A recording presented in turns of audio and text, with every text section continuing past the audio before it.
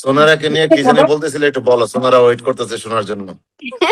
হ্যাঁ হ্যাঁ, যেটা বলতে চাচ্ছি যে সুনেরার সাথে আমার এর আগে কখনো ওইভাবে দেখা কিংবা কথা বলা হয় নাই, তাই না সুনেরা? তো এই কাজের মাধ্যমে আমার ও থাকে না, ওকে দেখলে কিছু মানুষকে দেখলে মনে হয় মেয়েটা খুব মুডি, কথা তো বলবে না, কেমন জানি হবে। বাট আমি ওর সাথে মিশে দেখছি ও এত জলি মাইন্ডের, এত বেশি ফ্রেন্ডলি এবং খুব সুইট। আমার কাছে খুব ভালো লেগেছে সোনার মতো।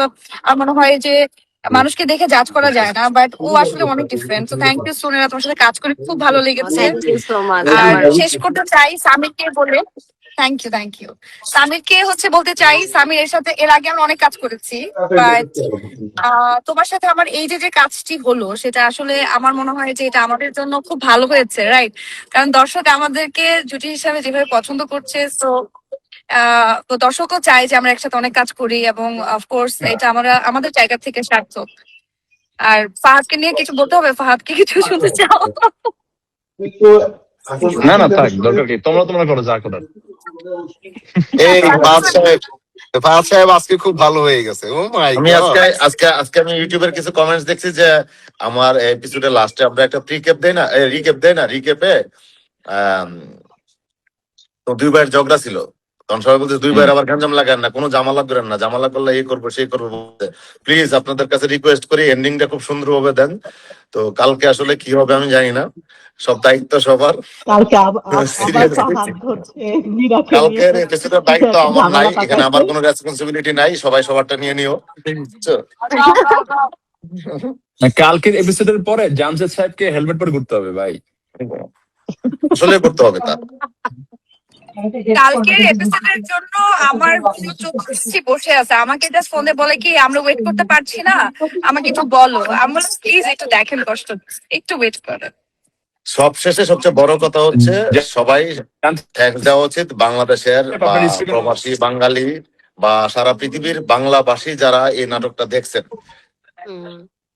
এই নাটক আমার কাছে যেরকম টেক্সট আসতো যে তারা পরিবার সহ দেখে, তো পরিবার সহ যদি 5 জন একসাথে দেখে 2 কোটি লোক নাটক দেখলে হিসেবে 10 কোটি লোক নাটক দেখতেছে।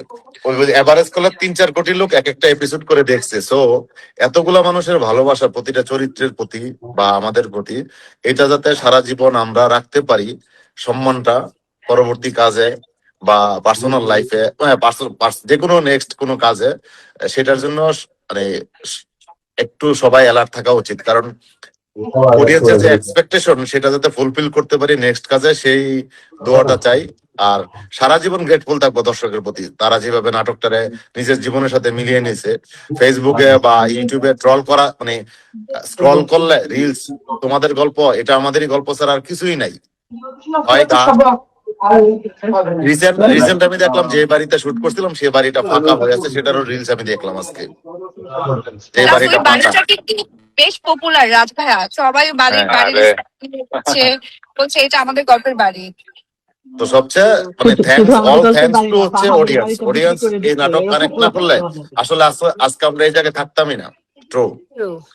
আর মিঠু আপু ওইদিন একটা ইন্টারভিউতে বলছে একটা কথা, বেসিক্যালি সাজ্জাদ আমি একটা কথা বলি, তোমার এই সিকোয়েন্সের সাথে সিকোয়েন্স করার আরো 15 দিন 20 দিন আগে মিঠু আপুর সাথে আমার আগের লটে ডিসাইড করা মিঠু আপা তোমাকে কি ডায়লগ দিবে, এটা আমি জানতাম না।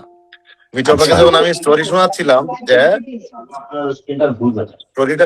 মিঠু আপা, আমার মা আব্বা যেদিন মারা গেছিল, মিঠু আপা হচ্ছে আমি ফ্যামিলি কেসিসে লাস্ট শুটিং ছিল, লাস্ট ডে, ওইখান থেকে আমি একটা ফোন আসছিল আমার আব্বার। তারপরে শোনার পরে আমি জানিও না আব্বা বেঁচে আছে কিনা মারা গেছে। আমি সাথে আমার তখন গাড়ি সেল করে দিছিলাম, নতুন একটা গাড়ি কেনার জন্য। তো মাইক্রো নিয়ে ইউনিটের আমি রওনা দিছিলাম। আমি নামার পরেই দেখলাম যে মিঠু আপা আমার এই টিমের 80% সবাই গেছে শুটিং দেখতে, মানে শুটিং বলা সরি আমার আব্বার আমাদের গ্রামের বাড়িতে। তখন আম্মা কি কি করছে মিঠু আপা আমার শোনাইলো যে এগুলো আমি ডায়লগ ঠিক করছি, তোমার আম্মা যা বলছে আমার মনে নাই। তো মিঠু আপা ওই ডায়লগ গুলো মনে রাখছিল। আর একটা জিনিস হচ্ছে, একটা সিকোয়েন্স গেছিল 47 বা 48-এ, আমি পরে শুনছিলাম যে আমার এক চাচাতো ভাইয়ের ওয়াইফের কাছে আব্বা নাকি বলছিল যে আমার ছেলে আসবে, আমাকে কিছু ক্যাশ টাকা দাও, বাড়িতে ক্যাশ টাকা নাই, তুমি দাও, আমার ছেলে শিখিয়ে দিবে।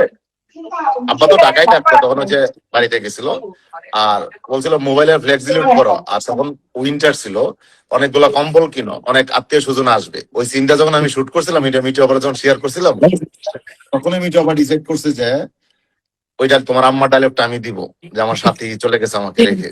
এটা আমার মায়ের ডায়লগ ছিল, আমার বাবার। এবং টুবি যেটা সত্যি কখনো কেউ জানে, আব্বা মারা যাওয়ার পর আম্মা অনেক সুস্থ ছিল, অনেক কিছুদিন পরেই তো আম্মা ফিজিক্যালি উইক হয়ে চলে গেলেন।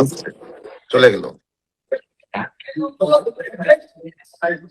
এই আর কি। আর আর সবাই যেটা যেভাবে কানেক্ট করছে মারা যাওয়ার সিকোয়েন্স গুলা, এগুলো আসলে আমি আমার দেখার সিকোয়েন্স করছি। আমার আব্বা মারা যাওয়ার পরে যেভাবে আসছিল আত্মীয় স্বজন, যেভাবে ফোন দেওয়া হয়েছিল, যেভাবে ফেসবুকে স্ট্যাটাস দিয়েছে মানুষজন, পুরা একজ্যাক্টটা সম্পর্কগুলো আলাদা, কিন্তু ভিজুয়ালটা পুরো আমার দেখা, চোখের সামনে যা যা করছে আমি তাই শুট করছি। এখানে কোনো নাটকীয়তা নাই, এখানে কিছুই নাই। এই প্ল্যানটা আমার এই সিরিজ শুরু করা থেকেই ছিল। হয়তোবা একটু বেশি বলে ইমোশনাল হবো, বাট এটা ট্রু স্টোরি। গল্পটারে আমি কানেক্ট করাইছি আমার ফ্যামিলির জিনিসটাকে। আমরা লাস্ট সিকোয়েন্সের আগে আমি একটা কথাই বলছিলাম, তোমার কিছু বলবো না, তুমি খালি চুপচাপ এই জিনিসটা করবা। তো ওকে সারাদিন কিন্তু সবার চেয়ে আলাদাই ছিল, ওই সিকোয়েন্সটার আগে সারাটা দিন আলাদাই ছিল। ওর সিকোয়েন্সটা আমি মনিরকে খালি বলছিলাম এটা ওয়ান টেক শট নিবো, এখানে কোনো কাটবো না। মনিরের জায়গায় বেস্ট চেষ্টা করছে। মনিরের একটা থ্যাঙ্কস দেওয়া উচিত সবাইকে এখানে। মনির চালাইছি পুরা আমি টিমে, দিয়ে মনিরকে দিব, চালাইছি আমি। এখানে আছে সে, আমি দিয়ে দিব থ্যাঙ্কস। মনির তো জয়েন করে না, আমাদের তরফ থেকে দিয়ে দিন। মনির তো জয়েন করে না। মনিরকে দিয়ে দিব। মনির যেটা করছে, প্রতিটা ক্যারেক্টারের কিছু কিছু জায়গায় এত ভালো কাজ করছে। তুমি যখন তোমার ক্যারেক্টার ওইখান থেকে শিফট করে, যখন আমি খালি বলছি বাসারের কাছে যাইতে, শিফট করে এমন ভাবে আসে। তারপর ওই যে কয়েকটা কাটিং দিয়েছিলাম, সেটা মনিরে চাইছিল যে একটু কাটো ভালো লাগবে, বাট আমি চাইছিলাম পুরাটাই ওয়ান টেক, কারণ এই অ্যাক্টিং সেকেন্ড টাইম হয় না। তো তারপরে হচ্ছে সাজ্জাদটা করছে। মিঠু ব্যাপারটা তো আগে আমি জানতামই কি করব, মানে এটা মিঠু আবার সাথে আমার আগের লটেরে ঠিক করা, মিঠু আবার কি করবে। তো এই জায়গায় আহ আর কিছু বলার নাই, বলে বলছি সব আর কি। তবে আজকের পর্বটা আমার অনেক প্রিয় পর্ব। আজকের এপিসোডটা আমার সবচেয়ে প্রিয়। কেন? কারণ একটা বাড়িতে যখন একটা প্রিয় মানুষ চলে যাওয়ার পরে যে মানুষটা ভুল করে সে যদি সরি বলে, সেখানে আর ভুল থাকে না। আর যে মানুষটা চলে গেছে সে যদি মাফ করে দিয়ে যায়, তাহলে অন্য কারোর জন্য রাগ থাকার কোনো কারণই নেই, অন্য কেউ তার প্রতি রাগ বা ক্ষোভ রাখার কোনো কারণ নাই। সেই স্মুথলি এপিসোডটা বানাইতে পারছি, মানে আমার নিজেরই দেখে ভালো লাগছে। আমি কোনো পর্ব দেখে এত এক্সাইটমেন্ট না, কিন্তু এই পর্বটা যখন এডিট করি আমার খুব আরাম লাগছে দেখে। যে আমি বিশ্বাস করছিলাম যে ওই লাস্ট দুইটা পর্ব থেকে মানুষ যখন চোখ ভিজাবে, তখন এই পর্বটা দেখলে মানুষের একটা ফিল হবে যে কান্নার পরে একটা হাসি আসে না, হাসিটাও কান্নার এরকম আসবে ফিল। এবং সেটা হয়েছে যখন তোমাকে যখন মিঠু আবার দলিলটা দেয়, যখন দুই ভাইয়ের সিকোয়েন্সটা আসে, তখন অটোমেটিকলি মানুষের মধ্যে একটা আলাদা একটা ফিল হয়েছে, এটা আমার বিশ্বাস। আচ্ছা, আমাদের যে ছোট বাচ্চাটা আসছে পারানা, ও কিছু বলতো, কথাটা শুনি আমরা। চলে আসছে। ওয়ালাইকুম আসসালাম। কিরে, তোমার পরীক্ষার কি অবস্থা? আচ্ছা, আগে ফারহানা কথা বলো। আচ্ছা, ফারহানা কথা বলো, তারপরে মীরার কথা শুনবো। আচ্ছা রাজ ভাই, আমি একটু বলছি ভাইয়া, আমি একটু রাস্তায়, তো আমি চলে যাচ্ছি গ্রুপ কল আচ্ছা, থেকে। তুমি যাও তাহলে, আমরা শুনি, অসুবিধা নেই। হ্যাঁ, থ্যাংক ইউ সো মাচ সবাইকে আমার তরফ থেকে, আবার অনেক অনেক ভালোবাসা, এবং সবাই আমার আমি জন্য একটু যাই, সবার সাথে thank you, thank Payel you. ভালো থেকো, পায়েল ভালো থেকো, Bye, bye. সাবধানে থেকো। ভালো থেকো ভালো মেহেরিন। থেকো, সবাই ভালো থেকো Thank you. মেরিন, আবার দেখা হবে। থ্যাংক ইউ মেহেরিন, তোমার সুযোগ আছে, ব্যাপারটা ভেবে দেখো, এখনো সুযোগ আছে মেহেরিন। মেরিন সুযোগ আছে। আমার আমি ম্যাচিং ম্যাচিং। ঠিক আছে রাজ ভাই, যাচ্ছি তাহলে। ঠিক আছে, বাই বাই। আচ্ছা অতিথিকে বলো, কিছু বলো। অতিথি এতক্ষণ লাইভটা দেখে রাজভাই কি পড়ছে দেখে তারপর ম্যাচিং করে আসছে। না। Matching matching. ঠিক। এটা বুঝছো, এটা হচ্ছে মামা ভাগ্নে, বুঝবা না তুমি। এটা সব সময় হয় না, আমরা একদম আচ্ছা, বলো। ম্যাচিং মামা। আচ্ছা মামা, বলো তুমি। কি বলবো, আসলে ছোটবেলা থেকে আমি তোমার কাজ করার জন্য যেরকম এক্সাইটেড ছিলাম, আমাদের এই গল্প ঠিক সেম। আমার বাসার। এখনো মনে পড়ে যখন বাসার। তুমি আমাকে ফার্স্টে বলছিলা যে তুমি আমাকে ক্যারেক্টারটা দিচ্ছ, আমি তখন থেকে আগে ড্রিম করতেছিলাম যে আসলে ফারহানা ক্যারেক্টারটা কিভাবে প্লে করবো। তুমি আমাকে যেভাবে এক্সপ্লেন করছো, তখন থেকে আমি স্বপ্নে ভাবতেছিলাম যে কিভাবে প্লে করবো। And আলহামদুলিল্লাহ মামা, তোমার জন্য আমি এত মানুষের ভালোবাসা পাচ্ছি। আসলে সবকিছু শুধুমাত্র তোমার জন্য, এবং আল্লাহর কাছে অনেক অনেক শুকরিয়া যে তোমার মতো একজন মামা দিছে আমাকে। ও, শুরুতে একটা মিথ্যা কথা বলছো, ছোটবেলা থেকে স্বপ্ন ছিল আপনার সাথে কাজ করার। ছোটবেলা থেকেই, যখন থেকে তোমার প্রথম কাজ করেছি তখন থেকে আমি অনেক এক্সাইটেড হয়ে গেছিলাম তোমার কাজ করার জন্য। তুমি আমাকে মামা ডাকা শুরু করছো কেন, সেই কাহিনীটা মনে আছে তোমার? না, আমার কোনো কাহিনী মনে সেটা নেই, আমি মনে হচ্ছে মামাই তোমার ডাকতাম সাথে তোমাকে যখন আগে থেকে। এটা আমরা কাজ তোমার করতে ভুল গেছিলাম, ধারণা। মিঠু আপা তোমার শিখাই দিছিল যে মামা ডাকলে ও আদর করবে বেশি। শোনো, তখন আমি তোমাকে, হ্যাঁ আমি তোমাকে তখন আঙ্কেল ডাকতাম, কিন্তু আমি তখন কিন্তু বেশি কিছু বুঝতাম না। এখন আমি বুঝি যে মামা ডাকটা আসলে এটা কতটা। মানিক রতনের শুটিং এ আপনি বলে দিয়েছিলেন ওরা তুই মামা ডাকলে গলে হ্যাঁ যাবে। হ্যাঁ, এটা তো ট্রু, এটা তো ট্রু, এটা তো ট্রু। কিন্তু এখন মামাটাকে তো দামি হয়ে গেছে আমার জন্য, আমি আসলে কখনো বুঝাই বলতে পারবো না মামা। তুমি আমার আসলে মামাই, তোমাকে আমি একটা ডিরেক্টর থেকে বেশি আমার মামা হিসেবে দেখি। তার একটা গাড়ি এতগুলো দাও, চরিত্রের একটা গাড়ি মাঝখানে কিনে দাও, মামারে গাড়ি কিনে দিও। তোমার সবচেয়ে চরিত্র ঠিক সবচেয়ে আছে, পছন্দের মানুষ কে? ইনশাল্লাহ ইনশাল্লাহ, হ্যাঁ, আল্লাহ তৌফিক দান করুক আমাকে, তাহলে আমি কিনে দিব। তোমার সবচেয়ে পছন্দের মানুষকে সামির নাকি ফাহাদ নাকি তোমার মামি নাকি তোমার মামা কে? সবাই, সবাই আমার পছন্দের, এবং সবাই এটা জানে যে ডিপ্লোম্যাটিক সবাই আনসার আমার দিচ্ছে। পছন্দের। আর বড় এই যে ভাবি? যাদের নাম দিয়েছেন তাদেরকে যদি জিজ্ঞেস করেন ফারহানা কাকে বেশি পছন্দ করে, ফারহানা কাকে বেশি ভালোবাসে, সবাই বলবে তাদের নাম। এটা আমি শিওর। বড় ভাবিকে কেমন লাগে? অনেক ভালো লাগে বড় ভাবিকে, অনেক আদর করে আমাকে, অনেক ভালোবাসে। তোমার নাকি আরাম লাগে না তার সাথে কথা বলতে? অনেক আরাম লাগে, তার সাথে আসলে কথা বলতে আরাম লাগে। ও, এখন পায়েল নাই দিকে না? আচ্ছা, আমাদের সাথে আরেকজন আছে নিচে, আহ, সামির। তুমি হয়তোবা তোমার সাথে পরিচয় নাই, সামনাসামনি সিকোয়েন্স হয় নাই। ও, এবার হয়েছে নাকি? এই যে দেখা হলো ভাই, সিকোয়েন্স হচ্ছে। ও, একসাথে নাকি? এই যে একসাথে এই সিকোয়েন্স হবে, এই যে আজকে হবে, ওয়েট করতেছিলাম যে কখন আসবে আমাদের ফারহানা। ও, একটা সিকোয়েন্স তো হতেই পারে। তো ফারহানা স্নেহা, তো ম্যাচিং, তুমি ফারহানা তো ম্যাচিং করে আসলো আপনার সাথে। তোমার একটা এক্সপিরিয়েন্স শেয়ার করো। সবাই সবার কথা বলছে, তুমি একটু বলো। আমার মানে নাটকের এক্সপিরিয়েন্স। তুমি না, নিচে মীরা। ও মিয়া, হ্যাঁ আপু বলো। হ্যালো সবাইকে, আসসালামু আলাইকুম। সবাই আশা করি অনেক ভালো আছো। এন্ড আমার শুট মানে জয়েন করতে লেট হয়ে গেল জাস্ট বিকজ অফ আমি শুটিং হাউসে খনিকালয়, আর এখানে নেটওয়ার্ক খুবই বাজে। ও তো আল্লাহ। এই জন্য জয়েন করতে দেরি হয়ে গেছে। তো আমি যদি আমাদের গল্প নাটকের এক্সপিরিয়েন্স শেয়ার করতে চাই, খুব কম সময়ে আমাদের গল্পের যারা যারা ছিল সবাই একদম সবার সাথে ফ্যামিলিয়ার, একটা মজার বন্ডিং হয়ে গেছে। রাজ ভাইয়াকে অনেক অনেক থ্যাঙ্কস আমাকে এই চরিত্রে ভাবার জন্য এন্ড এই চরিত্রে কাজ করার জন্য। রূপম মামাকে অনেক থ্যাঙ্কস আমাকে এত বড় একটা সুযোগ দেওয়ার জন্য, এত বড় একটা ক্যারেক্টার প্লে করার জন্য। ইরফান সাজ্জাদ ভাইকে স্পেশালি থ্যাঙ্কস, আমাকে অ্যাক্টিং এ অনেক বেশি সাপোর্ট করছে ভাইয়া। সো এই জন্য এখন দর্শকদের হাতে অনেক কলমে বেশি শিখেছি ভাই। ভালোবাসা পাচ্ছি। হ্যাঁ, হাতে কলমে শিখেছি ভাই। হাতে কলমে শিখেছে। আচ্ছা, তারপর আর বাকি আছে থ্যাঙ্কস কাকে দাও? শেষ করো আগে থ্যাঙ্কস আর গুলো। দর্শকদের অনেক ভালোবাসা পাচ্ছি, সবাইকে অনেক অনেক আল্লাহ, বেশি রাজ thanks। ভাই যদি কোনো প্রোগ্রাম হোস্ট করছে, ভাই আপনার হোস্ট করা উচিত ভাই। না, এটা পুরা বাংলা হোস্টিং, এটা পুরা বাংলা হোস্টিং। না, সামির যেহেতু চলে যাচ্ছে একটু পর পর আমার একটু করতে হবে। আচ্ছা, না না, তোমাকে আমি আছি, আমার লাইটটা খুব ভালো না, তো ওই কারণে একটু ডাইকা রাখি নিজেকে মাঝে মাঝে, যে ডিস্টার্ব ফিল করতে পারে অনেকে। আমি একটা জিনিস বলি স্নেহাকে নিয়ে। স্নেহাকে যখন আমি ফার্স্ট দেখলাম এই ক্যারেক্টারটা কাস্ট করা হয়েছে, তখন আমি খুবই কনফিউজ ছিলাম, কারণ ওকে আমার আমার জায়গা থেকে আমি ওকে খুবই বাবু হিসাবে দেখি, এবং আমি ওকে এর আগে আমার বোনের চরিত্র করছে। আমি ভাবছি এই বাচ্চা মেয়েটাকে দিয়ে এই ক্যারেক্টারটা করাবে। আল্লাহ, আমি তাকাইছিলাম, মনে আছে তোমার? আমি বলছিলাম আল্লাহ তুমি এটা কিভাবে করবে, তাকাই আছি আমি, তাকাই আছি পরে। But she did a great job. আমার মনে হয় যে মানে পুরো ওর ওই এটা শিফট হয়ে গেছে। এই ক্যারেক্টার নিয়ে আমাকে মানে দর্শক না, আমার আশেপাশে অনেক মানুষ প্রশ্ন করছে, আমার খুব পরিচিত, যে ওর এজটা একটু কম। এটা আমি ক্লারিফাই করি। সবাই তো একটা এজ দেখা বা একই সম পর্যায়ে বা একটু অন্য টাইপের একটু মেয়েদেরকে দেখা। আমার কাছে মনে হচ্ছে ছোট একটা ক্যারেক্টার থাক, ওর প্রতি যখন একটা ছেলে মানে একটু কথা বলে আরাম পাবে, এটা অডিয়েন্স নেগেটিভলি দেখবে, আর এই ক্যারেক্টারটা তখন পিক হবে। মানে ওই ফিলোসফিতে আমার নেওয়া। কিন্তু কালকের মেগা এপিসোডে তুমি একটু তৈরি থাকো, তুমি কিন্তু মানুষের মায়ের খাইতে পারো কালকে রাস্তাঘাটে বের হইলে। মীরা, কেন বলে দিচ্ছেন? না এগুলা বলে রাখি আগে থেকে, বুঝছো না? আর আগের থেকে আমি সরি বলে নিচ্ছি। না, তোমার সরি বলার কিছু নাই, তুমি ওকে। বাট হচ্ছে শেষ মীরা এবং হচ্ছে জামশেদ, ওরা রেডি থাকতে হবে ভাই। এখন স্নেহা কি সবার স্নেহ পাবে আগামীকাল, কি মনে হয়? না, পাবে না। এটাই তো সাকসেস, যদি পাবে। না পাইলেই সাকসেস। হ্যাঁ হ্যাঁ, না পাইলে তো সাকসেস অ্যাকচুয়ালি। হ্যাঁ, এবং ওর জায়গা থেকেও রাইট।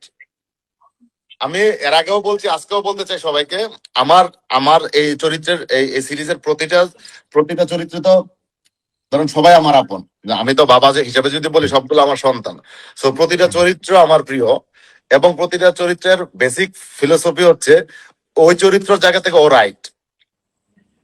জামশেদ যদি খারাপ করে, জামশেদকে ফাহাদ একদিন বলছিল যে আমি মালিক পক্ষ, মানে একটা থ্রেট দিছিল যে ওর অপমান লাগছিল, এটা ওই জিত থেকে সে এগুলা করে চান্স পাইছে। সাইরা বাবার কথায় বিয়ে করছে, তো ও তো তার হাজবেন্ডকেই চাইবে, হাজবেন্ডকে না যদি ইজিলি হাজবেন্ডকে পাইতো তাহলে আর এত কিছু পরিবারে যায় গাঞ্জাম লাগাইতো না ও। ওর জায়গা থেকে রাইট। মেহরিনের জায়গায় হচ্ছে বয়ফ্রেন্ড চিটিং করছে, ওর ওই মুহূর্তে ওর বাবা একটা বয়স্ক লোকের সাথে বিয়ে দিবে, ও কুল কিনারা কিছু পাই নাই, ও ধর একটা হুজুকে সিলেক্ট করে বলছে, কিন্তু ও কিন্তু ওর জায়গাতে ও রাইট। মিঠু আপার জায়গায় আমার মাও যদি হয়তো আমি এভাবে একটা মেয়ে নিয়ে যাই, একটা বেকার ছিল, আমার মাও ক্যাট করতো, হয়তো একটু কম করতো বা একটু বেশি করতো। ফুপুর জায়গায় ফুপু রাইট, তার হাজবেন্ড এভাবে রেখে গেছে, তাকে মাফ করা যাবে না। দিনের ভাইয়ের জায়গায় দিনের ভাইয়ের একটু রাইট রং আছে, ওনার একটু রং আছে, সেই রংটা উনি রিয়েলাইজেশন হয়েছে, সেটা দেখতে পারবে অডিয়েন্স। বা আর কার কথা বলবো, প্রতিটা চরিত্র তার জায়গায় সে রাইট, এবং আপনি আপনার জায়গায় রাইট। দর্শকের কাছে হয়তো বা সাইরাকে লাগছে এরকম বা মীরাকে এরকম লাগছে, মীরার জায়গায় মীরা রাইট। মীরা এরকম একটা অফিসের বস, দেখতে হ্যান্ডসাম সুন্দর ছেলে, এসে রেগুলার পটাইলেও কি করবে? সবাই সবাই সবার জায়গায় রাইট, মানে আগে একরকম ছিল এখন একরকম, বাট আমি শুরু থেকেই রাইট। আমি বিয়ে করছি একটা, তুমি শুরু থেকে রাইট, ট্রু এটা। সুখে শান্তিতে আমার জীবন কাটানো শুরু একমাত্র করেছি। একমাত্র শুরু থেকে রাইট তুমি। আর ফুফু ফুফু ফুফু না, আরেকটা আছে যে ফারানা। ফারহানা, হ্যাঁ আমি মাত্র বলছিলাম যে আমিও রাইট। না, সামির রাইট কেমনে হলো? দেখতেছে বড় ভাইয়ের সাথে ডিস্টিং আছে, ও কেমনে বিয়ে করে? বড় ভাই এরকম একটা বাজে কাজ করছে, বড় ভাইয়ের বরং বাণিজ্য বাঁচাইছি আমি। না না, তুমি বাঁচাও নাই, তুমি না করলে কি হতো? না করলে কি হতো? হ্যাঁ, না হুদাই করলে বেটা জামানাটা না লাগাইছো। করলে এই যে পুরুষ জাতির উপর যে একটা কলঙ্ক থাকতো যে পুরুষ এরকমই, সেটাও তো তোমাকে আমি দায়িত্ব মোচন নিতে করছি। বলছে, তোমাকে এজন্য দায়িত্ব বড় নিতে ভাইয়ের বলছে। আমি দায়িত্ব নিবা। দায়িত্ব নিবো না, আমি তো দায়িত্বশীল ছেলে। হয়েছে একটু ভ্যাগাবন বলে কি আমার মধ্যে দায়বোধ নাই, দায়িত্ববোধ নাই? ও এক জায়গায় সব ছেলে দায়িত্ব নিতে চাই, বুঝছো? কিন্তু সবার সাজ্জাদ, হ্যাঁ। আমার গাড়িটা দিতে বলো। না না দিব ভাই, ভাই, দিবে আমি না। আমি প্ল্যান করে ফেলছি একটা গাড়ি দিব। কথা ছিল মাঝখানে, সিরিজের মাঝখানে গাড়ি দিবে, আর এখন সিরিজ শেষ হয়ে যাচ্ছে কালকে। শেষ হয়ে গেছে, শেষ হয়ে না গেছে। আমি গাড়ি দেখতেছি অলরেডি ভাই, আমি গাড়ি দিব একটা। গাড়ি দেখতে সময় লাগেনি, গাড়ি তো অভাব নাই শোরুমে। না মনস্থ করে বলছি, না যেন তেন গাড়ি দিলে হবে নাকি, Oh কিউট my একটা গাড়ি God. দিতে হবে।